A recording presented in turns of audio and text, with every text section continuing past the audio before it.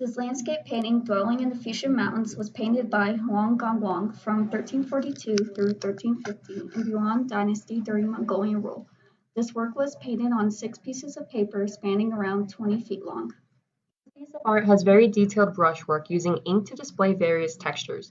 There are dry and wet brushstrokes, bold tones, and more subtle shades, areas of sparse and more dense applications of ink.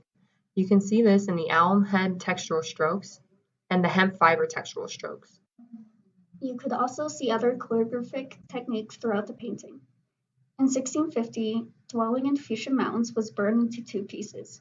One half is known as the remaining mountains, which can be found in Zhang Provincial Museum collection, and the Master Wukong scroll, which is found in the National Palace Museum. The 2 pieces have not been together for many years, despite being a single work of art. The artist Wang Gongwang, who was a Han, whose original name was Lu Huan, was born in Huangzhou Province in eastern China. He was orphaned at a young age due to his parents' death and was taken in by an extended family member who was around 90 years old, with no heir. The man loved the boy's talent so much that Qian took up the family name. Huang Gongwang literally translates to Old Man Huang's longing. It's a shame we don't know what he looks like. It really is. But we do know that 2 years after he was adopted, he sat for a prodigy examination in the local county and displayed his exceptional talent in acquiring a wide range of knowledge. Now, what is prodigy examination? Is it like an SAT? It's a civil service exam during imperial ages of China, where the bureaucracy would select candidates to work with them.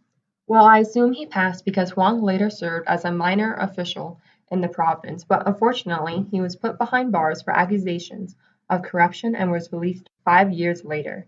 Afterwards, he decided to devote himself to the religion of Taoism, which relied on living in harmony with nature. That's where the yin and yang came from. Huang belonged to a social class of literati. The literati were educated elites who were interested in painting, calligraphy, and poetry. Painting to them was a kind of self-cultivation. Their intended audience was not the general public, but their circles of friends. The literati paintings were based off the temperament of the artists themselves. Thereby, this was a painting whenever Huang Gongwang felt like adding to it, and is also the reason why it took a few years to complete. Kind of like how I do my homework. The painting contains stories and poems and is a depiction of the journey through the Fuchsia Mountains. Each foot-by-foot view captures a moment and his emotions in time. When Huang started his career as an artist is debated, as some believed he started around 31 years old, while others say that he did not start until he was 50. Whatever the case may be, historians seem to agree that it was later in life when Huang specialized in landscape painting. The painting is quite different from landscape paintings made in Western art because of a few things.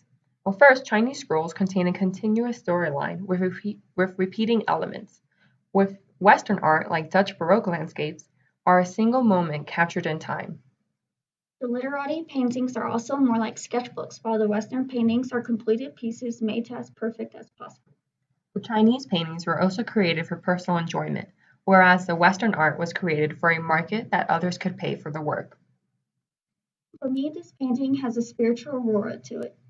It's probably because literati paintings are very personal. It does bring a sense of peace to the viewer. The serene landscape brings a meditative isolation vibe in nature. It takes the viewer on a spiritual journey through the movie-like scroll, which was ahead of its time. One can feel as though they are moving throughout the Fuchun Mountains, just as Huang had experienced.